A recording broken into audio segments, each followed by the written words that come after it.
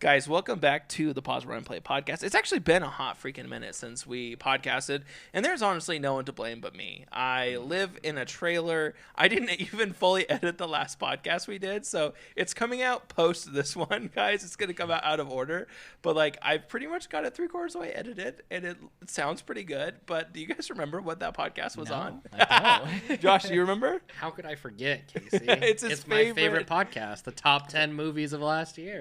It is. I was thinking maybe it was the Oscar one, but that one came out then. That one came out. That one's out. It's on the website. But yeah, so I'm sorry, everyone. If you've been waiting anxiously for the next podcast to come out from this trio, there's no one to blame but me. Also, you can drive by my house and throw fruit in a basket. Don't damage it or bruise it because I'm trying to eat healthier.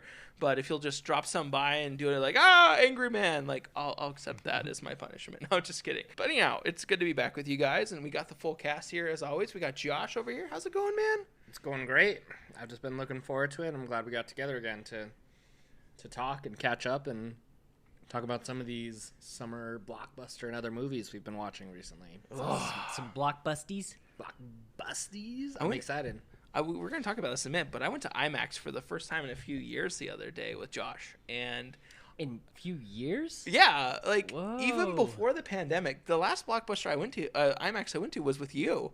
What did we see? Do you remember? Mission Impossible. That would have been a long time ago. I just remember you texted me, was like, hey, I got tickets to this. And I was like, cool. And you're like, it's IMAX. I was like, cool. Let's do it. I actually hadn't seen the other ones before like that in years, like the ones Yeah, the before. Mission Like I Impossibles. think I watched them once and they were done. But like it was like we went. I was like, this is such an experience. I got the IMAX theater really close here to my house, so it's like my go-to is in IMAX. Like I went and saw Nope in IMAX last night, and That's That's what we saw. That's as what we well saw in in IMAX. It was great. yeah, it's IMAX or Atmos or nothing. Did you get the comfy seats so you can like lean back I in? did, but I have to say I was pretty disappointed. I mean, it was good because it was a comfy like lean back seat still. Yeah. But the one that I sat in had like tears in the seat, and it looked kind of like I thought something was spilled on it at first, but it was just like the threads were like tearing. It's kind of like ghetto and gross. And the Cinemark up the street in American Fork, those ones have really, really nice chairs. So this is my first time sitting in the fancy luxury seating in the IMAX theater here, and I was not impressed. Like, You were underwhelmed. yeah, I don't think I would pay for that And I feel sit in that one. I had a free movie ticket pass, so that's why I did it this time. Is that what you did it too? Yes, I used ours as well then at that point. And I feel like I think the second row, and I have to remember this because I forgot, and so I got ours in the first row. I feel like the second row of luxury seats is far enough back, but I feel like the first one is still just like a little too close. Like especially with that huge IMAX screen, I feel like you're kind of turning your head a little bit, and it's just like just a little bit too big still. I when you're noticed that too. close. I sat in the second row, thank goodness. But I thought that exact same thing when I sat down in that second row. I was just like, I don't think I'd want to be any closer than this. Yeah, like this is about right. Okay, but it's got like that little ledge up in front of you that's just along the edge of the bottom of the screen. Where when I first sat down, I'm like, is this gonna cut off the screen? Because I'm not gonna sit here. If it is, I'll go walk into the back and sit up there if it does. Like I paid for my luxury seat, but I'll go. Yeah, I would rather be able to see the whole screen than sit in the luxury torn seat here between two people that I don't know. I like going to the movie by myself, but there is a certain level of comfort as people encroach on you as you're sitting there. And what's worse, like I was sitting, and this was at a Cinemark in American Fork. Somebody stuck their leg one time on my lounger thing, and I like look over at them, and I like put my foot next to theirs. I always wear sandals to the theater these days, like it's just how I roll. And like I put my like nearly bare foot like right next to their foot, and they just like pull it back over, and I don't know if they realized it or not. I'm like, sucks to suck, guys, but you're in my zone. Yeah, that's not okay. Yeah, no, not okay. And we also got Vince. He's been chatting that's me. away. I didn't finish introducing you, Vince, but you're here.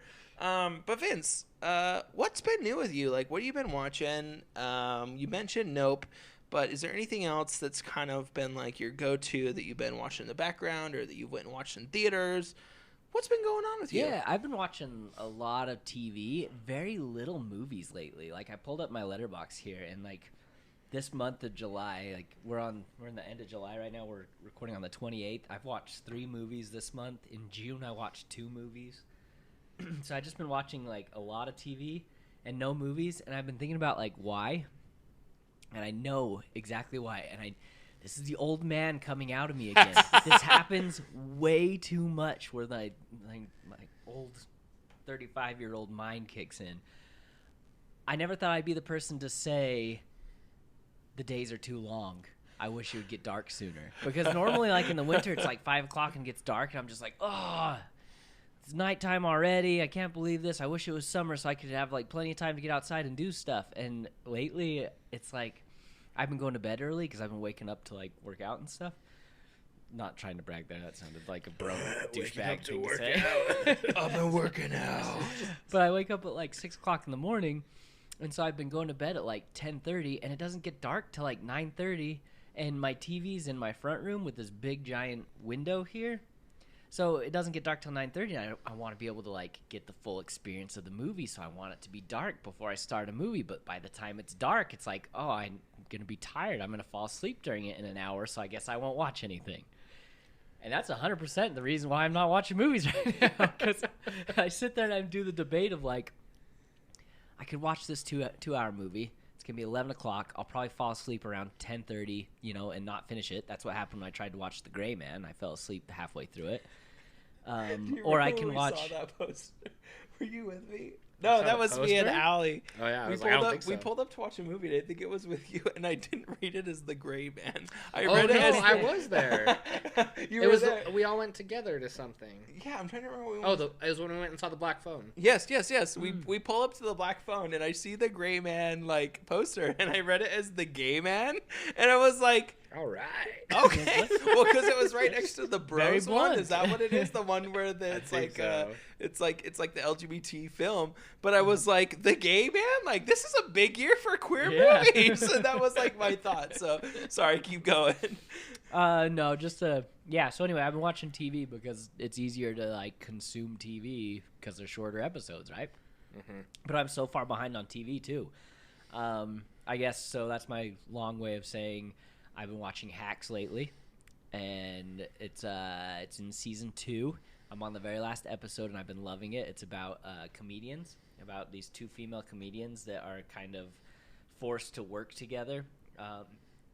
They're from 2 very different generations. Like, one of the comedians is a older woman who is working in Las Vegas and has been doing the same show for like years and years and years. She's had this great career, and now she's like on the tail end of things and kind of like losing her show on the Strip. And so she, in a roundabout way, hires this younger comedian, this up-and-comer who can't get work because of something she tweeted, if I remember right, in the first season. So she can't get work because she's like kicked out of Hollywood, and so she's forced to come and like help her write jokes. And they are just from 2 different generations, and they don't get along because they're both kind of like hard-headed but really funny, and it's really good, really well written. It's really funny. I recommend it to everybody, and I don't know if anybody that I know has like taken me up on it and actually watched it, but you guys should because it's fantastic. It's been on my radar to actually watch because I looked it up. They're actually going to make like a whole trilogy. I heard about this. I don't know if you just said that, but they actually like a season 3. Oh, sorry. Did you have a brain fart? I had a brain fart. I just had a break in the Matrix. I'm very sorry. I, for some reason, skipped back to the Gray Man in my head. Oh. And I'm really sorry. So, no, I haven't watched this, but I'll take your recommendation for it. No, but we can talk about Gray Man because that's a movie that it's not on my letterbox here because I didn't finish it, so I refused to like record it as watched because I got halfway through it, fell asleep, and just didn't enjoy it enough to go back to finish it. Really? You're like, it doesn't even deserve any stars. Yeah, because no stars from me. How curious, because some people have actually told me I need to watch it. So have you? I've heard a lot of mixed things. So I've had, like, my boss at work. He was like, "Yeah, we really liked it." And then I had someone else who I was talking to on Instagram. They were like, "Oh yeah, like I watched it and I didn't like it." So I've heard sort of mixed things, and it has like poor reviews like from critics on Rotten Tomatoes and fairly positive reviews from the audience on Rotten Tomatoes, and so because of that I just haven't really mustered I'm gonna watch like a movie tonight and be like I'm gonna watch The Gray Man because of that. Like I'm not saying I'm not gonna watch it, but I've just been like kind of on the fence about it. So. My opinion from what I saw was it's got pretty deep, like it's got entertaining action sequences. It's got a lot of them. It's like a lot of style and not a lot of substance in it. It's just, you know, your generic story about the gray man who like works between like license to kill, works between the lines, doesn't have an identity. You know, he's the gray man. He's the guy who works in the shadows. Wait, which one is that? And that's Ryan Gosling. Ryan Gosling. I'd go just for his face. That's why I jumped into this movie, because the cast is awesome. It's Ryan Gosling, Ana de Armas, Chris Evans, what's the dude's name from Bad News Bears, the older guy, Billy Bob Thornton. Yeah, Billy Bob. Like, it's just an awesome cast. I was like, okay, and a kind of secret agent type, you know, Black Ops whatever show. I'm like, movie I'm in. Directed by the Russo brothers. I'm like, that sounds great. It's so generic, like. So like, so it's just like kind of like run of the mill. It's what you're saying. I just expected with a cast like that to be a little more, to have a little more, like I said, substance to it, and it just didn't, and it was just disappointing to see all these like A-listers kind of slumming it in a way. I kind of felt like, I mean, like I said, it's well choreographed, action's cool, but I'm like, it's just nothing here. For me recently, I feel like that's all Ryan Gosling has been doing. And, like, I feel bad almost saying that because that, like, you know, white guy, pretty face. Well, here's my question, I guess, for you too. Talking about Ryan Reynolds, though, I'm the same way. I'm Ryan'd out. Hey, buddy. Okay, yes. And actually, that almost makes me want to watch it, like, a little bit more because I was like, Ana de Armas, Chris Evans, and stuff like that. But I was thinking... I was thinking of Ryan Reynolds, and I was like... I don't know, like, Free Guy was all right. I'm like, the Adam Project, and I'm like, I just haven't seen, like, like Ryan Reynolds and, like, Dwayne The Rock Johnson. I'm like, I've just kind of had about as much as I can of them lately, so, but, you know. I'm right there with you. I have a question for you guys, and it's based around, like, 2020, 2021, overall were some rough years for people, right? Do you think the film studios and maybe the people creating films, actors, writers, and all that are kind of just trying to reboot and figure out how to do their thing again and do well? Or do you think that this is just kind of like they made a bland movie and they knew it and they're promoting the hell out of it to make money? I think it's all about content, man. It's all about getting as much out as fast as possible so that people won't cancel your streaming service. Doesn't matter the quality as long as you got the names and the talent. And I think that's the problem, right? Because I'm thinking about the movies that I've loved most this year, and there's one thing pretty much that is, I guess, not for every single one, but one thing that I see as a common factor in almost all of them, and it's originality. The movies that I love are so new and original, and it's just something that I haven't really seen before. Like, some of my favorite movies of the year, right? And we can talk a little bit about this one. I don't want to talk too much because I could, you know, fill 3 episodes worth of stuff with it, but Everything Everywhere All at Once, my favorite movie I watched so far this year. Nope, we'll get into that. Also, super original movie that I loved. The Black Phone, one of my other ones that I really liked as well, also super original. So that's like what it is when it's stuff that I'm watching that's remake or just like the same like genre of everything that we've been watching for the last 5 years. It's so hard to excite me to watch a movie like that. So yeah, I tend to agree with you, actually. And Vince, I want to go into this. I feel the same way. Like, I don't want to watch a movie right now. Like, if I want to watch a movie, I want to go to the theater again. But, like, for me, I've been, like, watching, like, I watched The Great, which is, like, on Hulu, like, about Catherine the Great. And it's got, like, some actors in it. And, like, it's really good. I forget the names of them. But, like, it's got some really good actors in it, but it's a lot of fun. It's, like, it's kind of, in a way, slapstick, but very well done. It's won some awards and stuff like that. I started watching The Bear on Hulu as well. Oh, I heard that was good. It's actually amazing. And for someone like me who's, like, obsessed with cooking and stuff like this, it actually gets to, like, the heart of a lot of chefs and stuff like that. It actually talks about real restaurants in it, which is really cool. They reference cookbooks that, like, I've read that, like, esteemed chefs are doing. So it's, like, very awesome. And it actually has, like, professional chefs acting in it as well, like Maddie Matheson is in it. But then on top of that, it's just actually a great story. Stuff like that I'm watching. But what's really funny is like at night, Allie will be like, let's watch a movie. And it's like 10 o'clock and I'm like, okay. It's bedtime. I climb in bed and I'm like sleeping. And it's like very funny because I'm like, well, I'm sleeping and there's nothing we can do about it. But it's really cool just to kind of still at the same time have movies back in the theater. Yeah.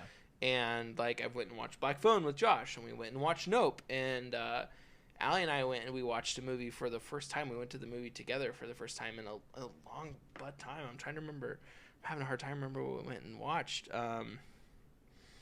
I watched Top Gun Maverick also with my grandparents, and that was actually super awesome. Thor Love and Thunder. So I guess like I've been going to the movie. I'm trying to remember what I went and watched with Allie in the theater, and it was just awesome to go to the theater. So I don't know, it was just awesome. So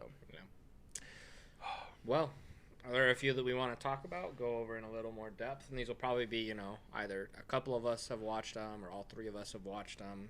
There's a few. I want to hurry and talk about something really quick. I'm ready. I've been doing Duolingo for a long butt time, and Josh joined and did 30-day streak on Duolingo, and he told me at the start of this that I had to sign up for Letterboxd and join him and Vince. So I've done it. If you want to find me on Letterboxd, my Letterboxd is actually just my name, Casey Yardley, no spaces. I don't know how to find people. I'm very proud of my name. I'll find you. Don't worry. Don't you worry, It took me sir. a while to accept Josh's. No, it's not accept a request, to follow you back, because I didn't know how to do it. Well, it's weird because it's like the way you like become friends is just like following someone. You don't even get right? notified really or anything. It's just all of a sudden you're followed. People, you have to go all the way over. I don't know, but we'll figure it out. But I joined Letterboxd. Oh, there you are. Just Nice. today. I found you, I added you, and that should work. and I'm going to find Mr. Jean Michael Vincent. For anyone who doesn't know, and this is obviously not a hashtag ad of any sorts. I mean, if Letterboxd hears us and wants to sponsor us, hit us up. Yo, Letterboxd. But We want that good cash. It's a super cool app where you can go and you can rate movies after you see them, and if you want, you can provide reviews and stuff like that. And so I like it for a couple of reasons. One, because I get to see what, other people like Vince and Michael, who's been on our podcast before, I can see like what they see and He's how on they here? rate. Mm-hmm. Yeah, I follow him as well. And I can see like how you guys rate movies, and it can also like kind of make me think about it. Oh, why is it different than mine? Or, oh, wow, he rated it, 4 stars, 5 stars. I need to go see that. And also I like it because like I'm doing right now, I have my Letterboxd pulled up, and it makes it super easy to track and remember the movies that I've watched recently, and also kind of how I felt about them. So if you don't have Letterboxd, please check it out, and also add us, because I want to have more people, because right now I think it's like 4 people that I follow on there or something like that, but I think it'd be super cool. Can we See what create a a lot of people podcast Letterboxd where we manage it kind of like a podcast, like Instagram? Yeah, type I'm thing? sure we can. And We'd we like could- do a combined like score, what we think of We it. could do like a playlist. Yeah, that's what I'm kind of curious. If we could do like a curated list of films we've been watching, or we could do our top 10 every year. I'm just curious. Spitballing ideas here, so I remember them later. It's actually pretty fun. I went out with a girl the other day, and that was one of the things that we kind of bonded over was movies at one point. And I brought it up. I'm like, okay, because not a lot of people do this, So I'm like, I'm one of those guys, I have this app that I keep track of the movies that I watch and I rate them. She's like, Letterboxd? I'm like, yeah. She's like, I got that too. Pull it up. I'm like, oh, okay. I'm like, all right, cool. So we pulled it up, and she looks at my little diary or whatever. She's like, all right, I think the most interesting thing is to see like your worst rated movies. So sort it by worst rated. So we went and we looked at each other's what we hate the most. And that was actually a lot of fun to see what people really dislike. Because there's like some surprises in there, So I don't know. It's a fun app. I've been enjoying it. That's cool. And I'm looking forward to like having a lot more like time put into it, because then over time, you get a lot more movies on there. Because I kind of went back and I retroactively kind of scored like, I think it was like 10 movies or so that I've watched in the past. But obviously you don't have, everything you've ever watched on there. But since I'm going, whenever I watch a new movie or when I haven't seen before and I add it on, it just kind of adds to all the movies you've seen. So you get more information. And then when you do something like that and you look at it with someone else, it's super cool. So Yeah, I'm going to commit to doing everything going forward. I'm not going to go back. yeah, I wouldn't either. But like I rewatch movies throughout the year. I don't know if you guys do this, but I'll rewatch a couple movies every year, and so I'll do those. But I'm not going to go back and rate anything That's for what anyone. I did too. it's the movies that I like actually sit down and watch. You know, if it's like a background movie, I don't really do it. But if it's something like, okay, I'm gonna sit down, I'm gonna pay attention to this, pop up some popcorn or whatever, those are the ones that I like actually feel like I should, you know, like if it's something I just kind of watch in the background, I don't really know how I feel about it. I want to have like my actual thoughts. So anyway, I do want to talk about a movie that I watched. So we talked about clear back when it was announced really quickly, but we haven't podcasted since then, and it's Top Gun. Did you guys watch it? I did. I saw Top Gun. Did it meet your expectations? And I guess the follow-up to that, I haven't seen it, by the way. But have you watched the first one even? Yeah, I watched the first one. What were your expectations going into it? Because that kind of affects if it met your expectations or not. I don't want to be the downer. Please. The new Top Gun was a lot of fun. Yes. It was. I'm so happy I saw it in IMAX. Like, it's a ride. You know, it's a ride. That's the best way to put it. Tom Cruise is awesome in it. The story was a blast. Miles Teller's mustache was what we're seeing 100 times over. So good. It's the exact same movie as the first one, just actually done well. It is. And there's my divisive take. I did not like the first Top Gun. I watched it the week before I went and saw the new one, and I sat there through the whole thing. I think I fell asleep during it again. Had to finish it the next day. I don't know what the appeal of the original Top Gun is. I think it's boring, and there's... Yeah. I fell asleep. Do you want to know what it was designed for? It was designed for people in the military. That's really what the movie was for. And it was for an adrenaline rush. It was for the sex appeal, the mustache, like all that kind of stuff. Like that's what it was for. Like what's really interesting about like us here is like we grew up in the era like kind of like post-war time. And so like the people who were like kind of like had grown up during all these different conflicts now are getting older, have extra money. So let's write a movie and create a film about that is what I kind of see it as. Okay. Same thing. The first movie was just the second movie, just the first movie done better. I thought it was great. Miles Teller, great. I love that they brought back, Batman, Michael Keaton. No, not Mike. Is it Michael Keaton? No, Val Kilmer. Sorry, Val Kilmer. Yeah, that was and awesome. his part was actually amazing. That was really good. He's had throat cancer and multiple reconstructive surgeries. And so they had him actually play himself, which was really cool. They didn't try to make him any more glamorous than he was. They wrote his health issue into the character, which is really cool. I love how they've been doing that on shows and like stuff lately. They've actually taken real life stuff and kind of like in the Umbrella, the new season of Umbrella Academy. No spoilers, because I'll watch it eventually. It's not a big spoiler, but you know the girl Elliot Page. Elliot Page. She transitioned, and they wrote that transition into the character in season 3, and it's really Don't cool they explain it in like the second episode? I've heard or something like that. It's in the second episode where it starts, but it's a continual thread throughout the series. I just love how they've been like how they did it with Iceman too and Top Gun. Like they take these real life things instead of being like, well, he can't act anymore. Let's just write him out, you know? Yeah. They actually like put him in and like make it work for the character. I think that's so cool. Well, and I think that goes to a little bit of a changing culture where we want to see ourselves in movies because like there are like, and this is like getting into it, there are huge portions of people who have physical disabilities, who have cancer, who have, you know, they go through a transition. You know, whatever is happening, there's so many of us in the world that like the 400 actors in Hollywood can't just do the same roles over and over and over again. And we all get it, right? It's becoming to the point where we want to see ourselves in these people. That's why I was like, Luca was my favorite film of last year because I was like, that's me. I'm this one-armed fisherman. Like that's like, it was exciting. And so I love that as well. I think it's really good. But yeah, the story is amazing. I liked how the enemy was actually ambiguous. We don't really know who it was. But that one was great for me. I went and watched it with my And I loved how real it felt, like how they actually like flew around, like it because it was real. How they actually like went up in the jets and flew around. And you can see it in their faces, like their skin moving around. Like it just felt real.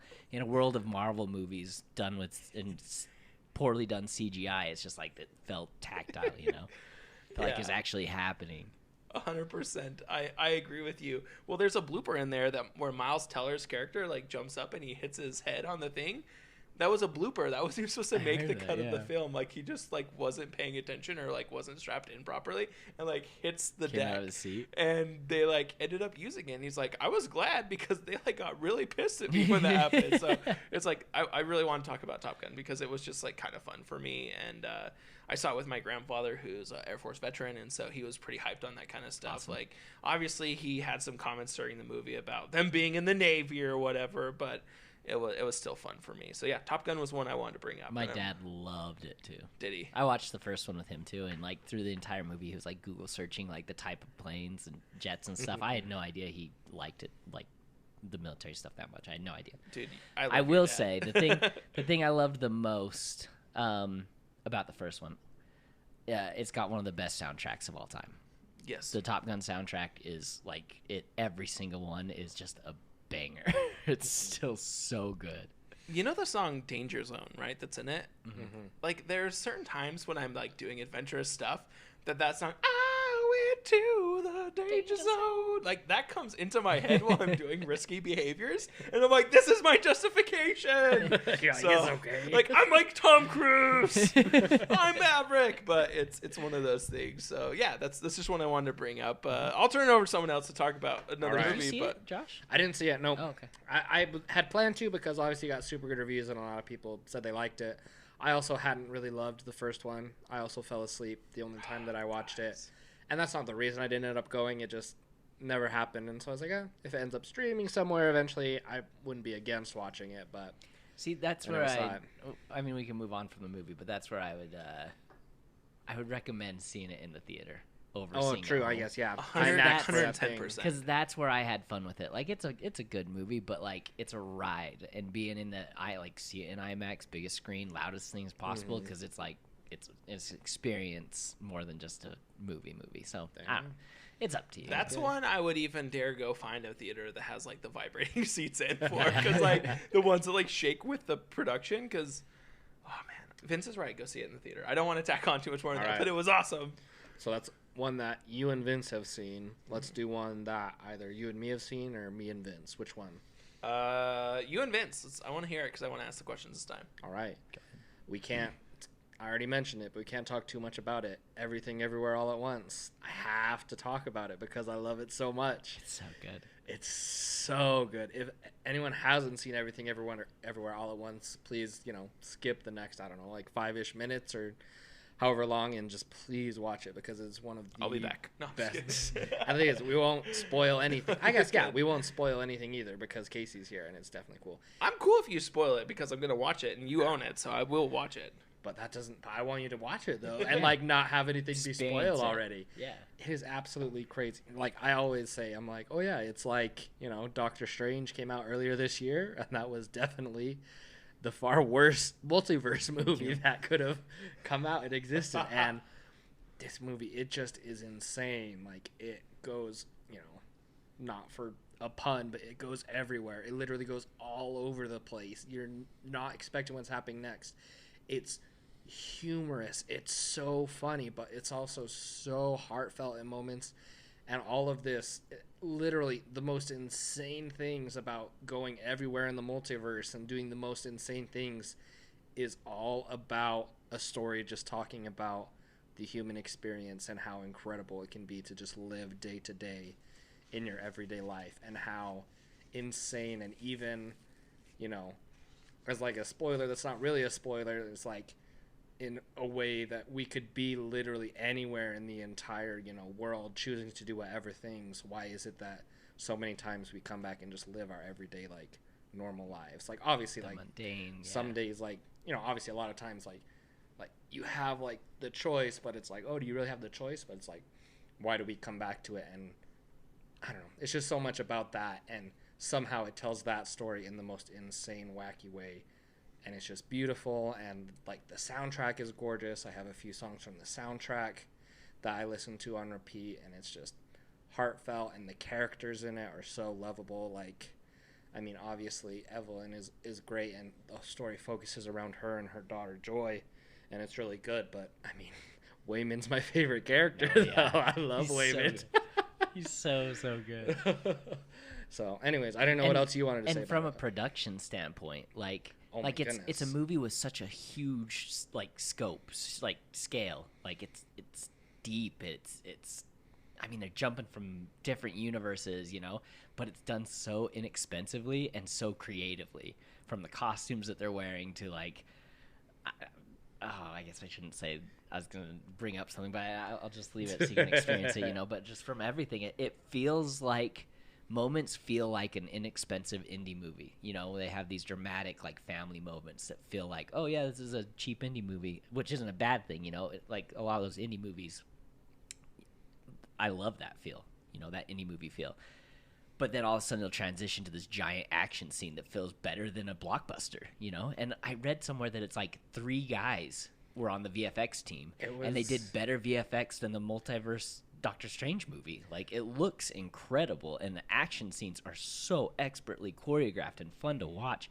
And the special effect, or the production design is like cheap and indie looking, but it works so well, like. In one of the universes, all their tech has this like retro like 80s feel to it, like wearing a big computer on your head or like an exoskeleton made of like old PC computers. It just, the scope is so huge, but it's also so small and contained and just so impressively done. I love it. I absolutely loved it. Because I let our buddy Cade, who's been on the podcast before, I told him to watch it, and he watched it, and he also loved it.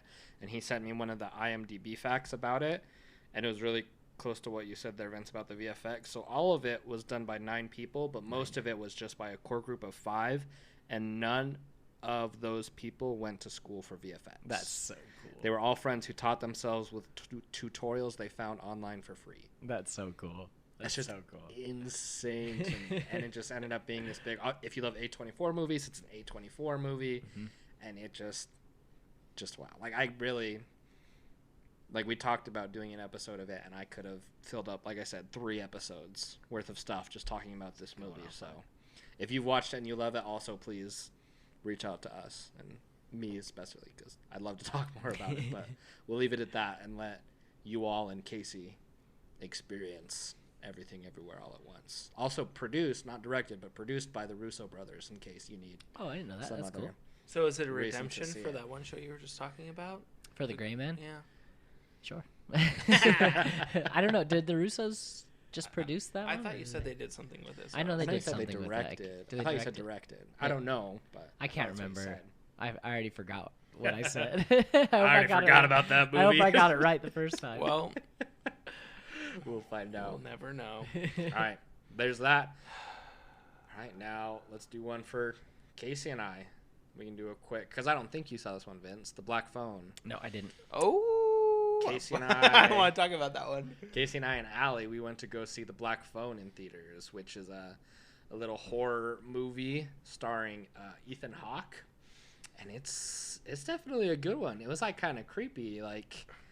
I don't know exactly what I was expecting going in because I hadn't watched any trailers or anything like that. And sometimes when I think about it, I almost want to change my rating. But I'm like, no, I'm thinking retroactively. Like, I'd have to watch it again. I rated it like 3.5 stars on Letterboxd, right? Which is still like a solid movie. Which is out of 5, right? Out of 5. Okay. Yeah, 3.5 out of 10. I was like, and I'm like, yeah, it's good. Jerk. I like this movie. No, and the thing is, I liked it. And a big reason of why I liked it was sort of like how it comes together at the end. And it's really interesting. But it's about one of the things that, as a kid, was my worst nightmare, like getting kidnapped by someone, right? And it's just, a completely terrifying thing of that. And it follows the boy and who gets kidnapped. It goes along. He's kidnapped by, Ethan Hawke. And Ethan Hawke as this, like, villain. What is the grabber is what they call him. Yeah. Right? He's super creepy, and he wears, like, this mask. And he wears different parts of this mask. And it is just... him being that is just terrifying. And I forget the name of the 2 child actors who are the main, because the little boy is the main. Mason Thames and Yes. Madeline McGraw. Yes. I don't want to sound rude to Mason Thames because he was kind of the main actor of this movie, because it was him and Ethan Hawke were a lot of the centerpiece of that going on. But what was that little girl's name? Sorry? Madeline McGraw. Madeline McGraw. This girl was insanely good. Like, in case you can either say you're wrong or justify it, but she was still in a good amount of the movie, and she was absolutely incredible. Look at this mask he wears. Yeah, I saw it in the like trailers and stuff. It But looks cool. it changes, like the bottom mouth. Really? It's like Oh yeah, it I doesn't feel look like the same as the one where he kidnaps him. yeah, I feel like there's like a cut in the middle, and sometimes he'll have like the top part off, sometimes he'll have the bottom part off, sometimes he's wearing the whole thing. Oh, cool. So it like changes, and each Sketchy one, as can even be. though it's still the same mask, it's still super creepy. I don't know. It's just definitely like I said, it wasn't what I was expecting, but it kind of builds up in a slow way, but a super cool way, and tells a super interesting story in that sort of like, what is it, like 80s era? Like late 70s, early 80s. Late 70s, early 80s. And it was in Denver, Colorado. Yep. It was crazy. Like this film actually reminded me of like a great. It had the vibe of a 70s film in some ways too, just with vastly better production, because we have better technology, and it had me freaked out as an adult. Like, and but it was like, I don't know how to describe it. Like they played, like it's interesting because, you know, there's like a whole era of parents, right? Like when milk carton kids started becoming a thing and children became getting grabbed, and like this is like the perfect example because like America as a whole, we don't really like let our kids go anywhere without supervision anymore. But like all of our parents, they like dream about the days and like when I was a kid, we'd play outside from dusk till dawn or dawn till dusk or whatever. And now all you do is sit inside, and it's like, it's because of what happened to you as a child, you know? And like we like it's a serious thing that happened, and like it gave people a lot of fears and stranger danger. And like it's interesting, like why we love Stranger Things in a way too is because they're just kids out on an adventure, right? And that's kind of how this show kind of starts out, is like kids riding their bike down the street and then getting grabbed. It's terrifying. But I also like the idea that it kind of portrayed, not to give too much away, but like of the resources that can come to you in whatever weird way that they might come to you. Yeah. And how like even though through our best efforts sometimes we might miss the best clues that are existing and happening, but also that like intuition exists, because like one of the key parts is like the little girl has some intuition about what's going on, and people do or don't listen to her, and finally when they start listening to her, things kind of come together in a cool way. But yeah, that movie was crazy. I actually didn't even know what the movie was about. I actually expected it to be about like a black cell phone, like, to be honest with you, like a modern, more of a modern twist, like more like a crime well. movie type thing was what I was expecting, because like that's what I expected. But it was so good, actually. Like if I were to like rate this on a Letterboxd scale, like out of 5, I would actually probably have given like a 4.5. Like personally, because I feel like it was such good writing. It was a low budget film. It was like a $17 million film, and it scored like almost $150 million in the box office. So it was a good film. And Ethan Hawke does an outstanding job. Like, props to him for knowing how to be hella creepy. Like, and I will bleep that out, but like it was so sketchy. It was super good. So yeah, good call. Definitely another recommend. Yeah, definitely something you should watch. It left the theater so fast. I swear it was there for like 3 weeks, two or 3 weeks, and then it was gone. Or it changed, so like there was like 2 showings a day, and it was like the middle of the afternoon and like 10 o'clock at night. So I missed that first opening window of being able to see it at a decent hour, 7 o'clock. the show runtime, you know, is reminiscent of how long you have to find a child once they go missing. That's dark. I'm sorry, but it is on my list. Like I was planning on getting to it, and then I just never found an opportunity, and now it's gone. I would say too, that's one you could watch safely at home and not really miss too much out. Yeah, it's just the atmosphere of the movie is crazy. Yeah. Cool. I don't know if it's streaming anywhere, but you should definitely watch it. And I kind of feel that I'm like, even though I like summer, I'm getting kind of antsy for spooky season coming up, and I just love like watching horror movies. My wife already bought her first freaking Halloween mug. Saw it's so cute though. You know, I've been seeing that on Instagram a lot lately too. There's 2 people that I've seen post on Instagram going into like spooky stores and like taking picture or Instagram stories of like Halloween candles and stuff. What you got against like, that, it's July. What do you want? We should be celebrating Christmas in July, guys. It's like, you know, people have like whole seasons where they kind of, it's like, oh yeah, the summer you go out and you do stuff. I'm like, hey man, like the fall, like I'm like spooky season, like why do we have to limit it to just like October? Like yeah, July like might be a little early. Oh, don't get me wrong. There's always a time for horror movies. That's true. But just the spooky decorations. September to February. I feel like my birthday is in August, in the beginning of August. I feel like after my birthday, the next important thing is really, God, Halloween. it's So close, why not isn't just it? right after that then? Yeah, it's Oh, getting man. close. All right, what's next? What are we talking about next? Sorry, I'm getting anxious to talk about a couple big movies here. So I know obviously we probably want to talk about Nope at the end because it's one we all saw recently, and obviously big film from Jordan Peele. Was there any other ones that we watched that multiple of us watched, or do we just want to do some quick rapid fire like ones? Did we all watch Thor Love and Thunder? Did you Yeah, guys? I did. I didn't did. see it yet. Oh. Well, Vince and I watched Thor Love and Go Thunder, ahead. and I want to know your take on it. I liked it. I don't know why it's getting so much hate. I am really, really entertained by Dum Dum Bro Thor. I love it. I can't get enough of it. Give me as much idiot Thor as you can. I think it's hilarious every time. I think Chris Hemsworth looks like he's having so much fun. It was over the top. Like, it's just like the humor is the movie. Mm-hmm. And if it wasn't so much, if it didn't lean so much into the ridiculousness, then there would have been stuff in the movie that would have really bothered me. But because nothing mattered.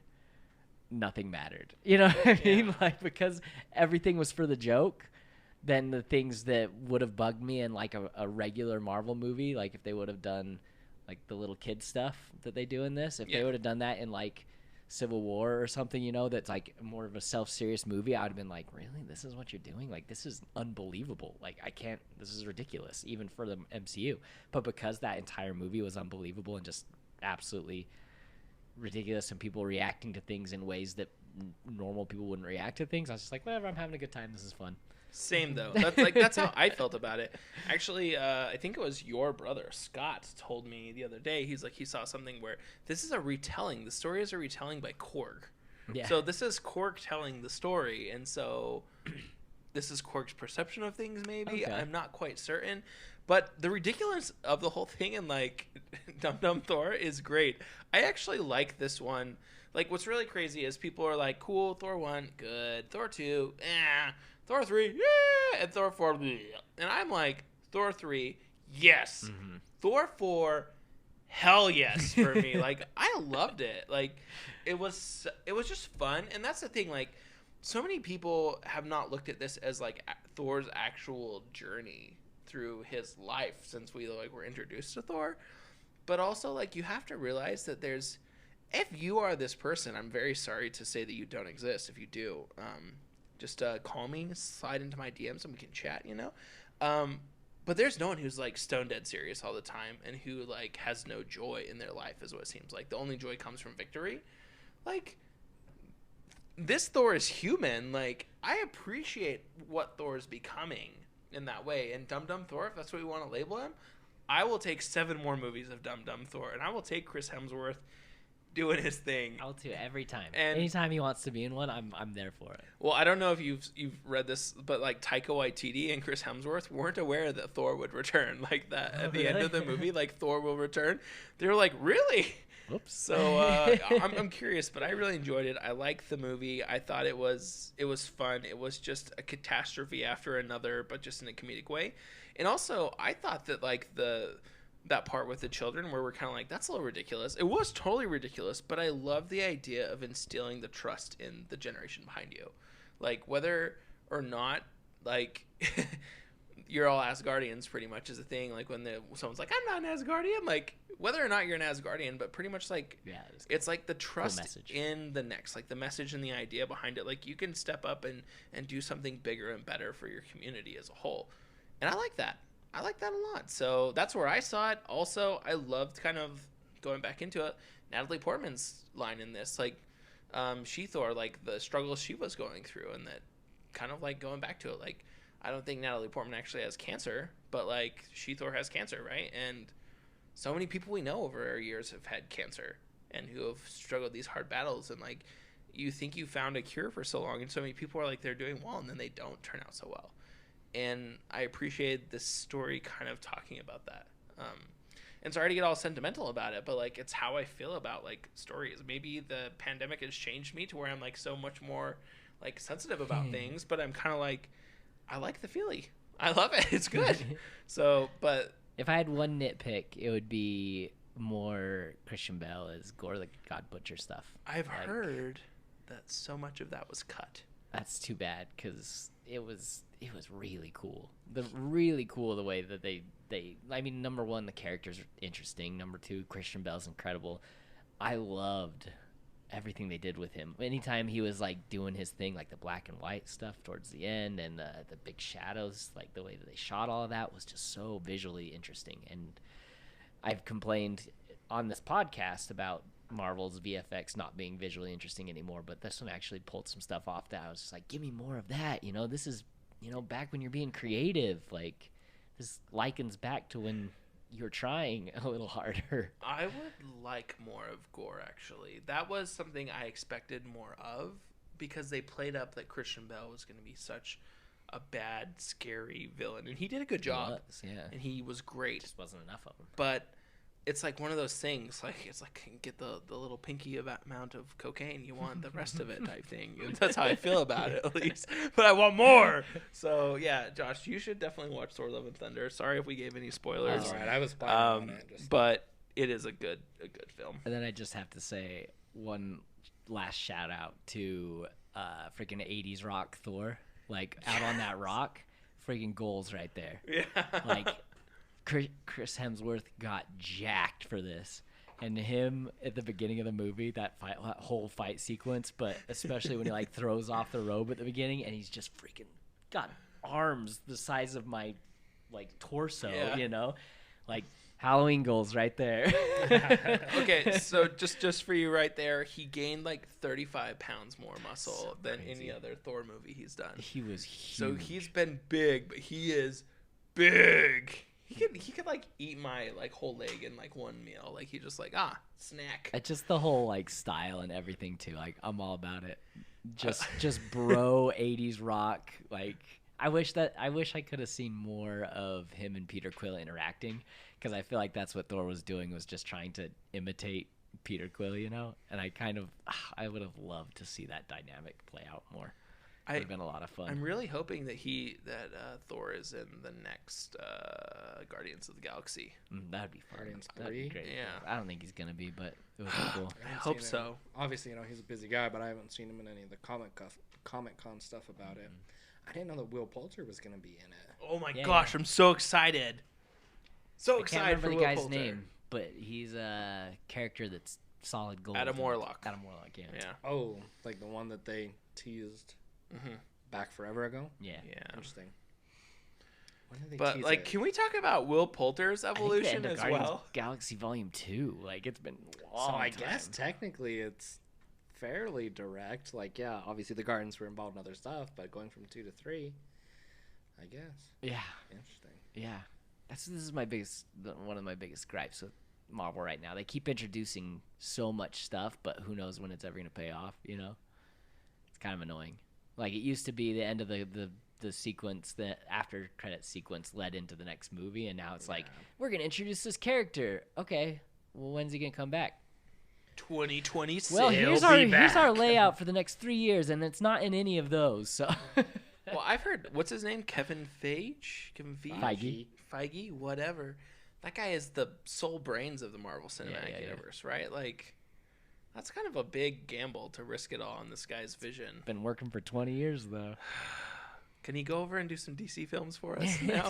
Because I want some better DC films. We got the Batman. We don't need any of this Marvel stuff contaminating what they've kind of been doing. They announced that for the DC stuff, they want to do more stuff similar to Joker and the Batman, and I'm like, yes, please, No, for real. get something that feels different than the MCU, please. I would I just like a dark DC, but I just want whoever has the rights to all those films, I just want them to be consistent and stop bagging it. Like, they just are like, I don't even want them to be like. Marvel can keep doing their Marvel can universe. do it, but I just want someone consistent. Well, I guess like more like I don't want the guy. I just want the consistency and someone with a master plan and the company running DC, CEU or whatever they're doing to stay the same and like them actually to follow through with a plan. Because I'm just tired of like things I start to love getting destroyed.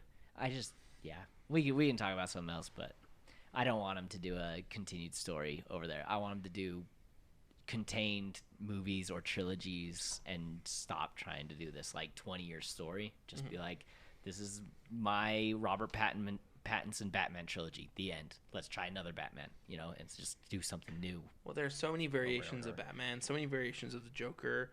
I want more Aquaman, and I want Jason Momoa to be Aquaman. And there's actually an announcement. I just got a text from one of my buddies. Ben Affleck is coming back for Aquaman 2. Yes! So, Yes! I love Batfleck! I don't know what's going on over there, but that's happening, I guess. Sorry, I got really excited over here. But let's talk about something else. Easy.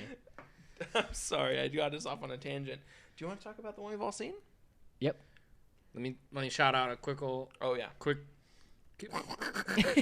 Shout out a couple. A quick couple that I've seen that were either like all right or pretty good that I don't think anyone else has seen. I watched Duel on AMC Plus because I have AMC Plus because I'm watching Better Call Saul as they come out each week. And so I had it and I figured, it's Aaron Paul, it's Karen Gillan. Seems interesting. I'll watch it. 3 stars out of 5. It was a cool story, very interesting. Ending definitely had some like meaning to it. It wasn't super satisfying though. It was very interesting. I would if you have AMC Plus, I would say, yeah, definitely watch it.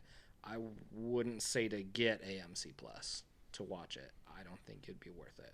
But it was good. And the thing is, I like Aaron Paul in almost anything. He's a Breaking Bad guy, right? Yeah. Okay. And he's going to be in season 6 of Black Mirror. So I'm looking forward to that. That's going to be cool. Duel was cool. And then... Actually, I guess it was only these 2 then. That, and then I went and I saw Marcel the Shell with Shoes On, which I have been looking forward to for a long time. Another A24 film based off of the... Not sketch. What is it? Like a SNL thing or something? And I don't even think it was SNL because it was after Jenny Slate left SNL. That's what she was. But it was her and her husband made this short film. It's like a short film that's put on YouTube about this little shell with a little googly eye and it going around the house and doing stuff. And Jenny Slate does a really cute, funny voice for this little guy Shell, and it was really cute. And it got a lot of views and stuff forever ago. And now they finally they ended up making a full length movie about this Shell and his sort of journey and his desire to find his community, his family, his people.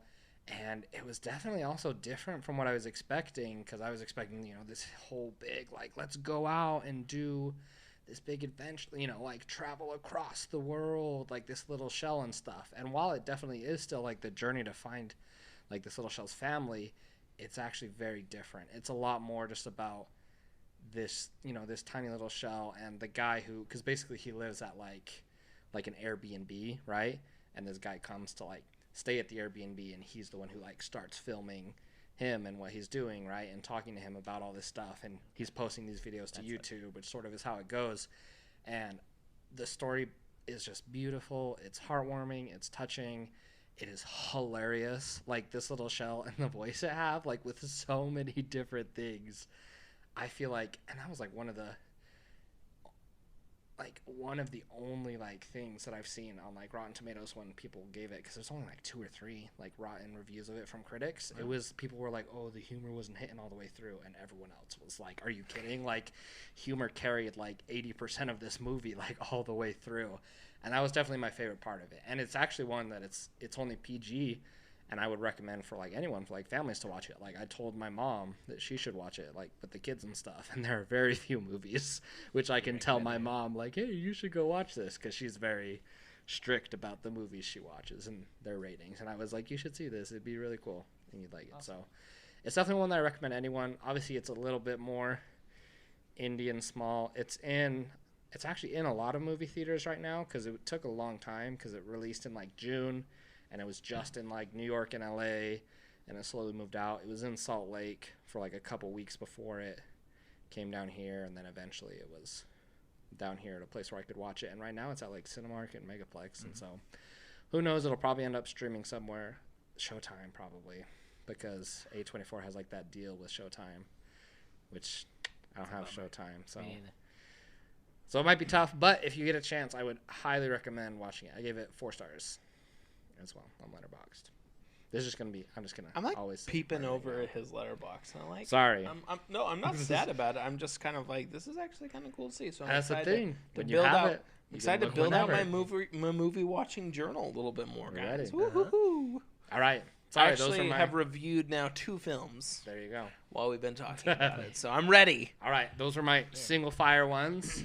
We can get to Jordan Peele's the final of his trilogy. I'm just kidding. I was like, You were "He's like, done?" what? No. No. I was like, since when is he finished? They were all He is- connected. You didn't know? Are they connected? No. No. I was people throw out, like, I've seen like a YouTube video of him reading these like crazy theories about his movies being connected. And he's like, y'all are thinking a lot. And he's like, I don't mind it. He's like, this is Too deep. not true. Like, he's like, y'all are crazy. Like, let's talk about Nope. Nope. So there are 3 movies that are in the running for best of the year for me so far. The Batman, Everything Everywhere All at Once, and Jordan Peele's Nope.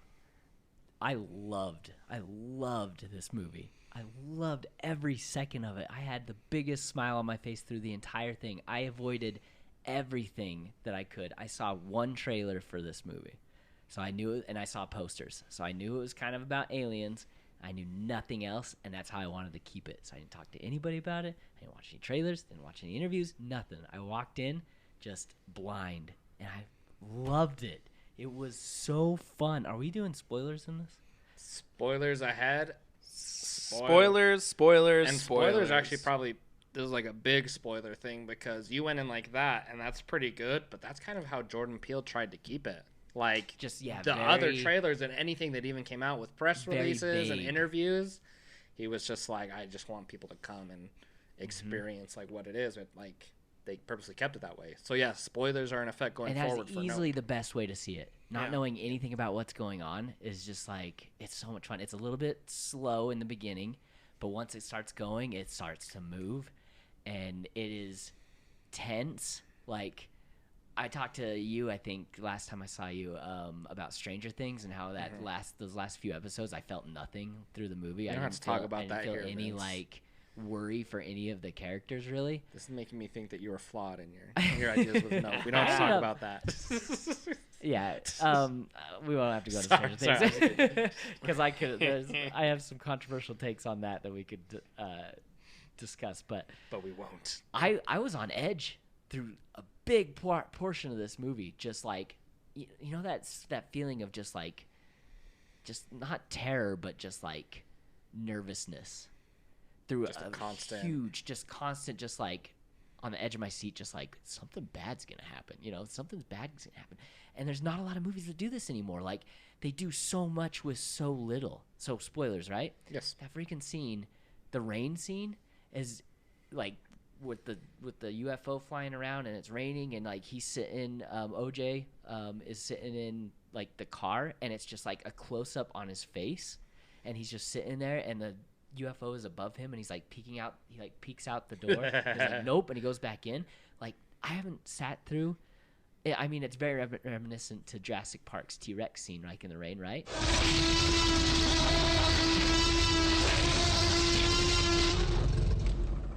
I haven't sat through anything that has given me that same feeling as that T-Rex scene since the T-Rex scene, I don't think. Like, and they do so little with it. It's just like a close-up on his face, but you know what's above him, you know what's going on, and it just leaves you in just like this terror. It's not a jump scare, but it's just like this tense, just like what's gonna happen, and it keeps you there for so long. And like the last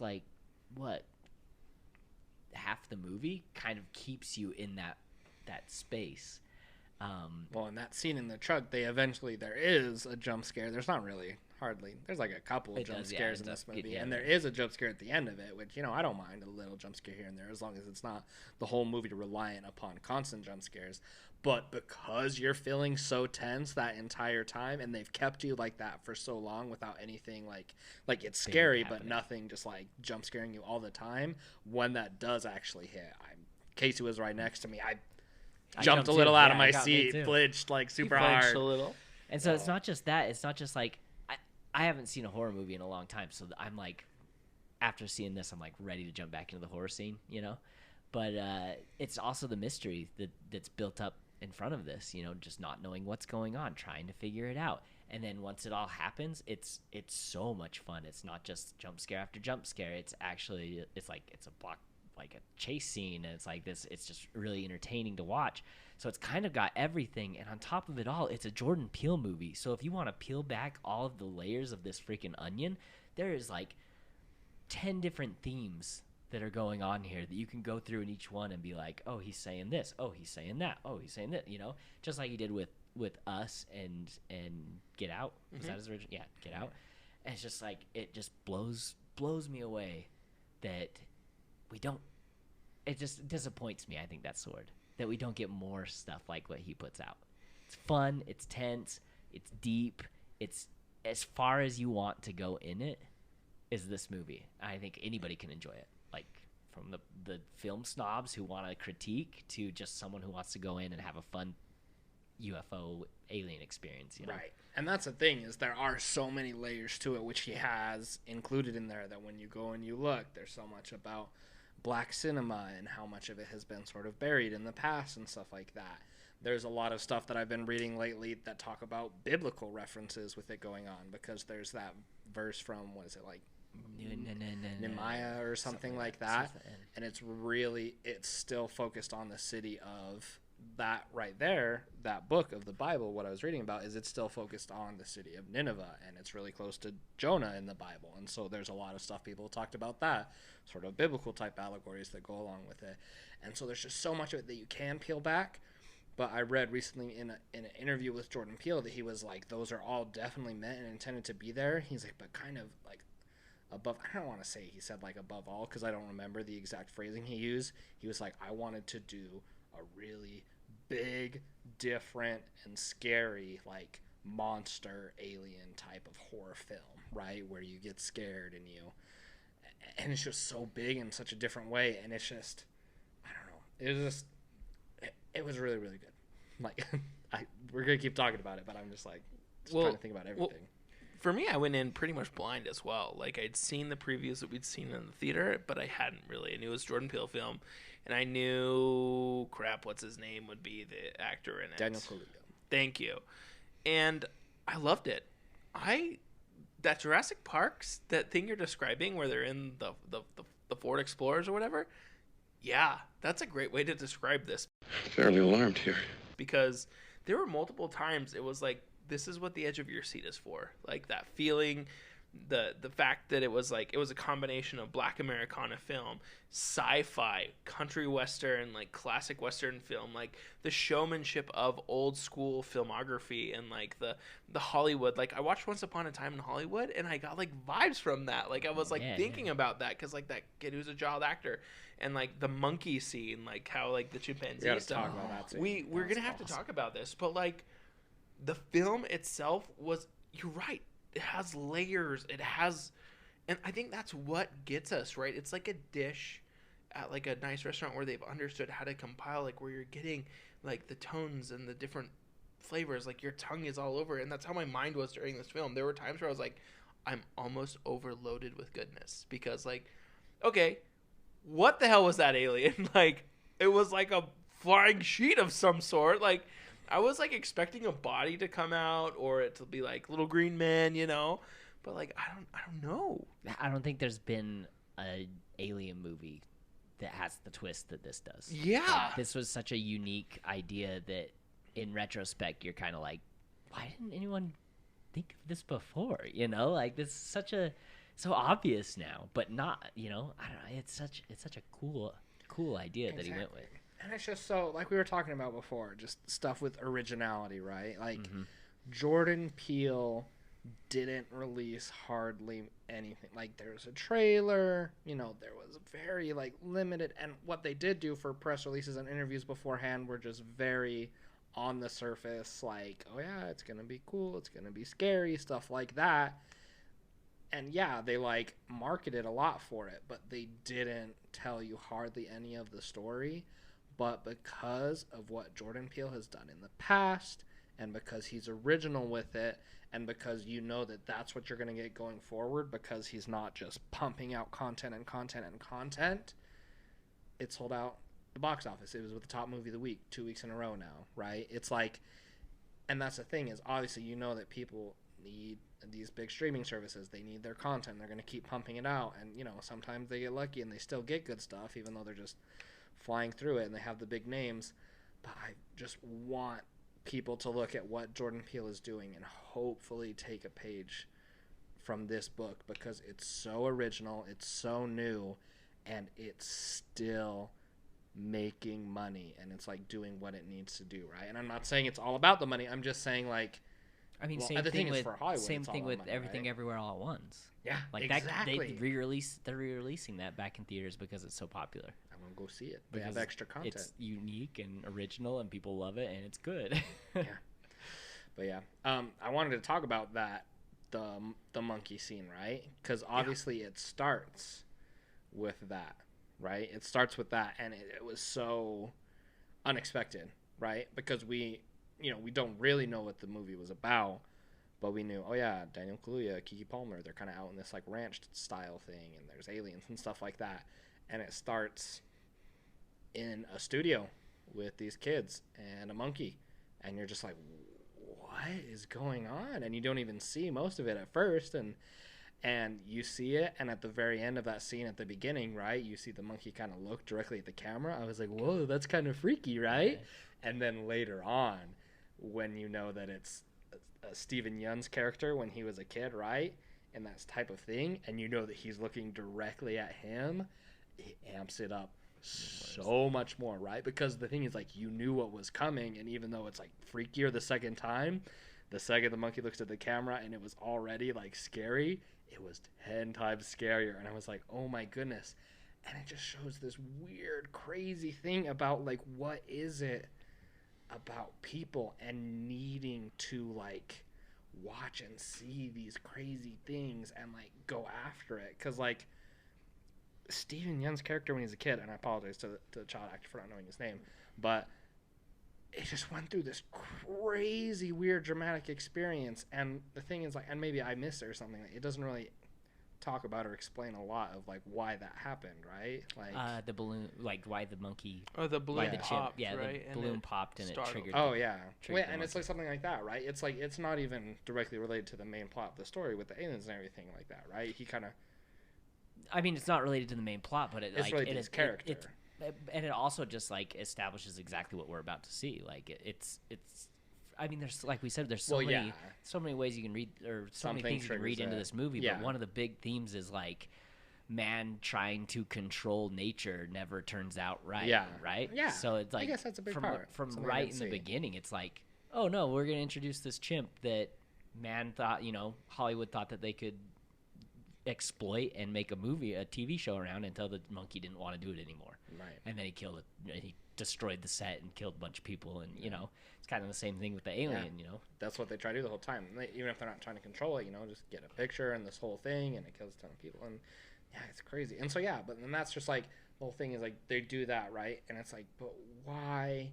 Like, there's this huge such a need to, like, do all of that and, like, get the picture, and why there are all these people, like, I don't know, just like so much of it, you're just like, what? I think it's meant to, like, remind you that, like, nature is uncontrollable. Like, we do not control as much of the universe and the world as we think we do. And that's what I was feeling. I was like, we're not in control. Like, that was my whole premise of this thing, right? Like, they talk about, he picks up his sister, and Dan Kaluuya's character picks up his sister, like, after she's kind of, like, frustrated him and his work down at the production studio, and they drive back, and then they go to the thing, and she's like, oh, this used to be something else. Like, well, it went bankrupt, and there's new owners, and it's, Steven Yeun's character, and that kind of talks about, like, going bankrupt and the changes that have been going on, and, like, what they're doing with everything. It's like, there's so much that we can't control because of what happened, and, like, the quarter that fell from the sky, and, like, God is dad, and, like, all these different things. It's kind of like, this whole thing is that you can't control or predict what's always going to happen to you. And that's how I felt about the movie. And the way that they portray this, though, is like the things that we think we have trained and have in control. The monkey, everything's changed. Okay, we're going to show you a great spectacle at our evening showcase. The music of the hills. Like, this is something my family and I have discovered. And it's just all things. And then you don't deserve the impossible shot. Everything's changed again, right? And so it's just like, I went ahead a little bit, but it's like, that's how it was for me. It was like, everything is a snap, a snap, a snap. It's like, it's uncontrollable. Mm-hmm. It was the beauty of it. And almost jumping, I don't want to jump like backwards, but when no, please do. When Vince was talking about like the tenseness of the movie, like the tenseness had it ready. So like whenever big things happened, I was like ready for it, and I was gonna be scared or get really crazy. And I was like, oh my goodness, this is so crazy, so much so. And obviously they treated it as if it were a really tense scene. And you know, looking back on it now that you've seen, you know, the masks and everything, I'm like, okay, I guess maybe it was a little, you know, like kind of silly. But when he was like in the barn and like the training area for the horses, and like the kids pulled that prank on him with those little alien like mask thing, I was like, whoa. I was like, this is it. Like the aliens are here, they're at his place. And I was freaking out. I'm like, this is crazy. And then you see like it's just the kids, and you're like, oh, like I was on the edge of my seat there because I was feeling so tense. And I'm like, whoa, these look like, even though they were so simple, I was like, when he's he's like sitting down there at the bottom, and you can just kind of see him in the darkness. You're like, no. Yes, exactly. And even in that moment, like it comes back to the have to get the shot. You know, what's the first thing? His first reaction? He's like, nope. And then he pulls out the camera and backs up and starts trying to record it. Like that's our immediate thing. Is like we have to get this. Well, it's kind of like we were joking with the Apple Watch, right? Like if you don't record, it didn't happen. Yeah, exactly. And so it's the same way. Like if I see society is so like, I mean, I get it. Like I've done stuff on Instagram. My ex-wife, she used to get mad at me all the time because I had my camera up in the mountains all the time, and it's all about the shot. Doesn't matter what you do. You know, you got to get up there. Doesn't matter what position you get in. You know, got to get that shot for the Instagram feed, or else it didn't happen. This is another one of these running themes throughout the scene or throughout the show, is just like we have to capture everything. And there's so much that we could go into that we don't have time to like explore each one of these avenues. But that's just one of the themes that really I connected with a lot too. Was just like we have to record everything. The TMZ guy that shows up, you know. Anyway. That was such an interesting like interjection into the film though. Was like when they're like, oh gosh, do you know this guy? Who's this guy with? He's on an electric motorcycle. The aliens like kill electricity, right? They're like the electromagnetic field that they just take everything out. This guy's like boom boom, and it's like such a it's I don't know. What an interesting, like, obviously there's so many things that are cool about this film, and like there's a lot of cool themes we can go into. I just want to talk about how cool and weird and brilliant their plan for keeping track of where it was with the floppy guys connected to the car battery, so you could just kind of see like where it was and where it was moving. And so then when the guy was on the electric motorcycle, they were like, oh no, like 3, 2, 1, like he's toast, because it was cool. I was like, that was like so, like how, like obviously they know like, oh, electricity, it hits it, boom, all this other stuff, right? It's like they know, but just like thinking of something like that, I'm like, that's crazy. And it just made it really cool, and also up that tenseness because you could see where it was, if it was close to you, if it wasn't close to you. And I just thought that was really interesting. And then we talked about Daniel Kaluuya's side of like the rain scene with the thing when it was right above him. But what about the scene when it was above their house? And right after it, you know, obviously sucked up all the people at Steven Yeun's show. We just need to talk about the alien itself. Right. The UFO itself and the entire conception of what this thing is and what it does and how terrifying it ends up being. How much scarier it is once you figure out what it is. Because, like, throughout the entire beginning of the movie, you're hearing, like, they hear weird things. And they talk to each other like, is that a horse? Like, I never heard a horse scream like that before or whatever, you know? Mm-hmm. This UFO is a living thing floating around, hiding in the clouds, eating horses. And the noise that they're hearing as it flies by and the electricity goes off and everything goes silent is the scream of people being digested in this freaking thing above you. That is the most terrifying thing I have seen or been shown in a long time. And partner that with the freaking scene of them being sucked up, like just from the thing and sucked up into like an intestine or whatever. And like the panic and terror on these people's faces as they're just like trying to figure out what's going on and slowly being crushed and digested, and that is not going to leave my mind. That shot of it just panning up and seeing all these people screaming and just terrified and just that's not going to leave my mind for a long time. BTS on that, like, I want to see how that happened, because it was a crazy shot. Yeah, exactly. You're talking about how you're going to be thinking about it for a long time after. Like, they just have like an open-ended sort of like, and they just like, did they really like stuff all these people like really close next to each other? Did they have some sort of special way? Because it's all in one like, shot as they move up that thing too. Like, yeah, that's crazy to think about. Put myself in the position. Number one, getting sucked up into the air is terrifying to me. Oh, just flying up in the air. Yeah. It's like it's like, okay, you're going up to that thing that's probably going to kill you, and what if it doesn't? Yeah, You're friggin' 200 feet in the air. What's going to happen? you're gonna fall. You're going to live die that again. Like, you're just you got nothing. You have no control of anything at that point. And getting sucked up in this thing, being digested, and then that leads into the rain scene that we keep talking about. This entire sequence is some of the best cinema, if you want to call it that, or TV or movie or whatever, that I have seen in a long time. And I had the biggest smile on my face through the whole thing, and just felt that sense of terror, but not like nervousness and terror that it's gonna be on my mind. Like it's gonna be on my mind for a long time. Just, it's so cool. Well, what it reminded me of, and like, did you guys watch the War of the Worlds that Tom Cruise did a few years ago? Yeah, It's a long time. but time ago, I guess now. But like, it kind of like the monster didn't remind me of those the sounds though. The sounds like reminded me of it, and like the sound like coming through. But like when you're talking about like, I haven't heard those sounds before. I haven't done it. But that's what's so cool about this monster is it's not the monster making the sound. Yeah, it's the victims that Yeah. you're hearing flying above you, being slowly eaten and digested. It's the weirdest. and so even though thing. it'll be like associated, like, you know, if it was like a species and there were tons all over, it'll be like, oh, you'll hear like this sound. It's like, it's actually not from it, but from something. Yeah, but it's like that would be the It's association. so terrifying. And that's just crazy. I don't know though. Like, if there is a monster, that's that I never want to meet. It's this one. Well, like, because it also I watch the clouds way more suspiciously on. Now when you we do. left, there were all these when we left the theater, there Yeah. were all these clouds, and I was like, I'm looking It's at the you one. like It's that's been the there. one. It's there. No, but can we talk about like what happened where it was, especially at the beginning, right? Because, you know, it was the classic, like, imagine if people had seen this stuff before, right? If it had seen that in the clouds, you know, we get the classic, it looks like the classic, like, UFO style shape. And so you're thinking, oh yeah, it's this ship, you know, it's this thing flying around, like, abducting people. So what it looks like at the beginning is all still the very, like, standard alien type thing until you learn more about it, right? It's not a ship. That's the alien. It's not just like sucking stuff up to bring him there. It's eating it, like all that stuff. And so it plays and it makes it so different. So even though it was what you thought it was, it still looks the same and then it's different.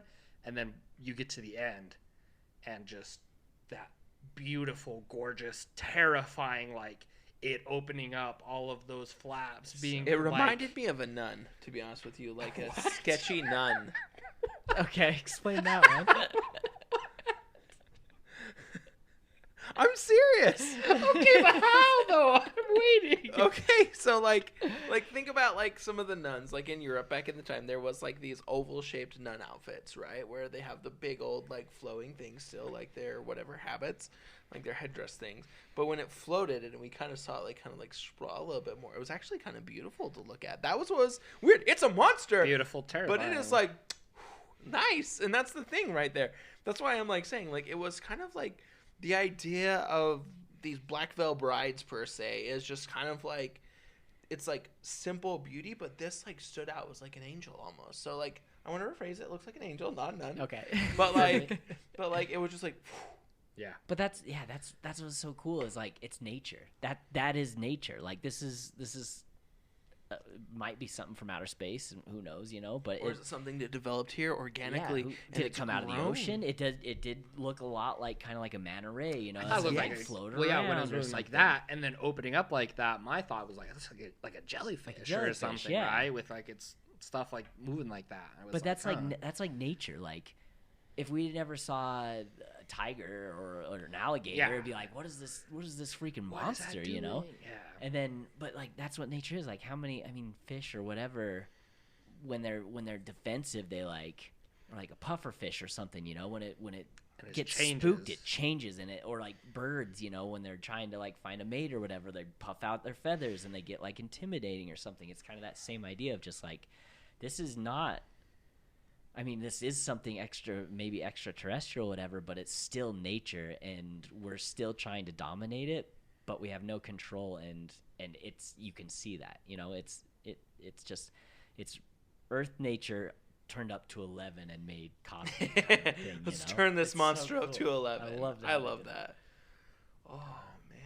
And how much of it is cool that like, and this is definitely a smaller part, just sort of as we wind down a little bit about it, how cool is it that the shot that actually ends up being like the shot isn't this crazy high quality video or even, you know, this non-electrical camera that ended up being, it's this weird little well that, of course, because he's Jordan Peele and it can't just be, oh, perchance, oh, I found this. He introduces it earlier in the film, and you don't think twice about it until you get to the end, and you're like, oh shoot, like this actually ends up being really important, and that ends up being the shot. Well, and in the weirdest way, with the thing flying in the sky, not like the thing, but like the balloon that he ends up chasing and ends up kind of hurting him. Crazy. I have to say though, I think I enjoyed the first shot they got more, when it was still enclosed kind of in its UFO shape, and he is riding the horse and throws the flag up right in time, and it has to do this like maneuver where it like goes off to the side. And so the guy's getting this shot of just like the bottom side of this UFO with him riding right in front of it and the dust just shooting up. I thought that was a cooler shot than the thing. I mean, it's not the impossible shot because it's defensive. It's not going to show its soft jellyfish underbelly to anyone, but that's the more impressive, like, dynamic shot, I thought. Well, that's what I wanted to talk about, actually. Is one of the things is, like, they bring in this movie director, right? This guy who's a cinematographer, and in order for them to combat the fact that, like, they put up all these cameras around the yard and they keep going out and having issues, right, because of the creature's defenses. So this guy brings in this old, 8mm camera or whatever. That was an IMAX camera. Was it really? It had IMAX written on the side of it. He freaking rigged an IMAX camera to be a handheld crank. Like, that's what's amazing is they're just, like, doing this with this classic film camera, and he's just, like, she's like, oh, we're out of film, you have to change it out. And so they like do actual problems. He's like doing it and putting it up, and then he gets that shot right that you're talking about where he's running with it, and then he like pretty much like gets a smaller version of the camera, goes up and is like, you don't deserve the perfect shot type thing. They lose the film, like it's just thrown about and like sucked up. Oh no, I was freaking so arrogance mad. of man right there, man. Like, Never but like, good enough. But like he gets sucked up completing the biblical quote at the beginning. Oh yeah, true. Because his arrogance of man. Yeah. Yeah. So, but also, here's my question now. So the thing is destroyed, whatever falls to the ground because of, right? It crashes down at the end right after it blows up the balloon guy, right? Okay. Do they get the thing? Do they go get like this carcass? Do they go figure it out? Does it stay down? Like what happened? Like this is the end of the film where I'm like, this is what I want to know now. That's interesting. And as Jordan Peele does things, I doubt there will be a sequel. Doesn't need it. I hope it doesn't get I don't think it needs one, and we don't need to know everything, but I don't know. It's a good way to leave you with like what's happening next. Yeah. Because she got it on like film, man. Like like not only what happens next to the alien, but like what happens to the world. Like, okay, now there's a extraterrestrial, if it is like known. We got video evidence or photographic evidence. It was all about getting money for it. So is she gonna get the credit for getting that photo? You know, like it leaves a lot of stuff open that you kind of have to fill in on your own. When the house is like ruined. That so much. Yeah, that was another thing that surprised me. The house after it got blood rained down upon it, like that could be a back lot haunted house now. You know, like you know, and you go in to the middle of nowhere, California. You know, people would drive from LA like out there. But you know, have you guys been to Universal Studios like on the backlot tour ever? Mm-hmm. So they have a. I haven't been there in years, but they have a backlot tour where they go through and you take a tram and they take you kind of to past the sets that are currently being done, you know, and they have like they got a Jaws exhibit thing there. And so they've got like little things to make the ride exciting, but you also go through whatever's currently being filmed. And like when I was there at the time, it was the Grinch they had the sets for the Grinch still up. Anyway, they have in the backlot tour, they used to, I don't know if they still do, they had the Bates Motel building there, and in the top of the Bates Motel you have this like, you can see this like fake woman just always rocking there.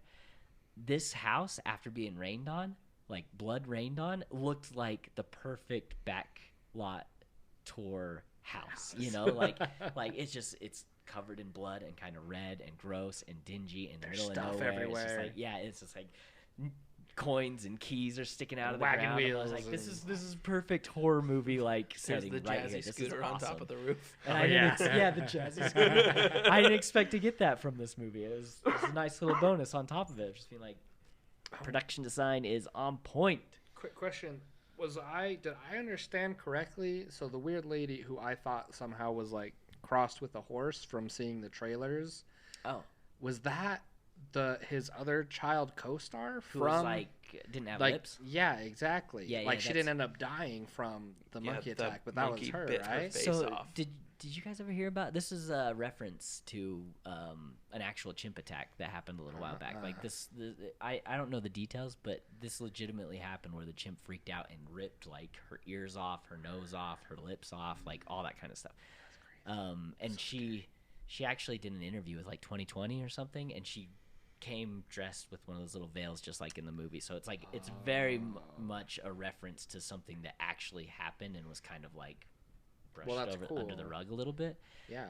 But man, that added a lot of atmosphere because like that was perfect trailer material, you know? No, exactly. Well, because that's the thing. I thought that was going to be like one of the aliens or something, you know, when I first saw it. I thought it was like a lady mixed with a horse because, you know, obviously a big part of like what they show was like, oh, the horses and the aliens. And I was like, what is this lady, you know? So yeah, it is perfect to leave it completely ambiguous as to what like actually happened. It's got nothing to do with horses, like, or aliens even technically yet. Like, no, just the consequences of thinking we can control nature. Yeah, crazy. That's... Didn't, and literally, like the only kid to escape unscathed from it didn't learn his lesson. No, back here again, doing thought what he thinks he could can get do. through it. Yeah, thought that if he could have that type of connection like he did with Pogo or whatever the monkey was. He's like, oh yeah, he's like, oh, I can have the same connection that I had with the chimp with this alien that I did again, and just got a lot of people killed. That was hard to watch though, like to think about, like because like I live with 2 dogs, right? And they're still wild animals. Like if you really think about that sometimes, it's crazy. And like, how many times have I been hiking and like I had to pick up my dog one time and carry her past a moose because I was so nervous that the moose was just gonna destroy me, like type thing, and my dog would make a stupid move and she would get hurt. But like, how often do we like and like there's a thing like recently, and this is not to like bring anything up, but like the people in like, this happens every couple years, like in Yellowstone, who get like too close to the bison and get mauled, right? Like 3 people got it like this month. Yeah, like, but that's what's crazy is we just keep thinking that like animals are nice, and we're not remembering that they are wild animals. Like we can domesticate them to a certain point, and they can just be passive about our existence.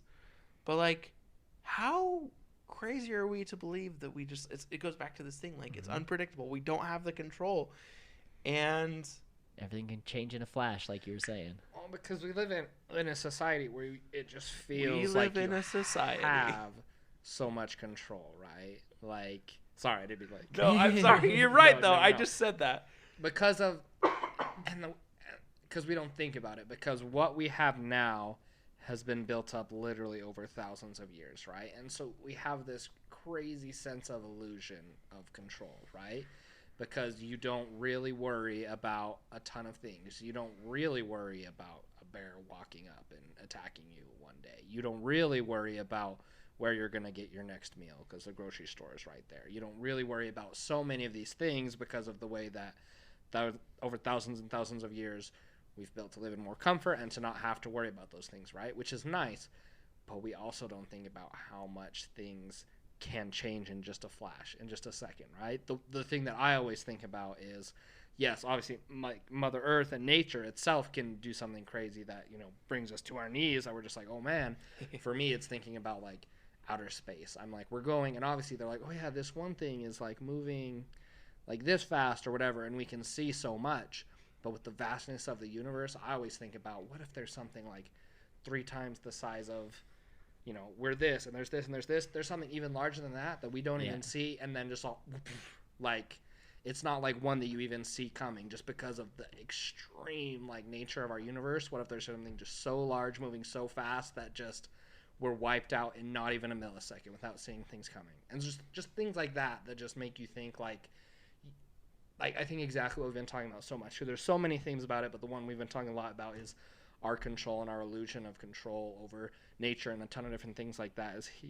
Like, one of the main things is just like, hey, like, we need to take a step back and kind of remember who we are. And, like, it doesn't have to be a bad thing, right? Like, not to, I mean, yeah, I will shamelessly bring up Everything Everywhere All at Once again. Like, even though we're, like, even smaller pieces of shit, like, nothing matters but in a good way, right? Like, there we go. I loved 100%. It. Boom. Boom.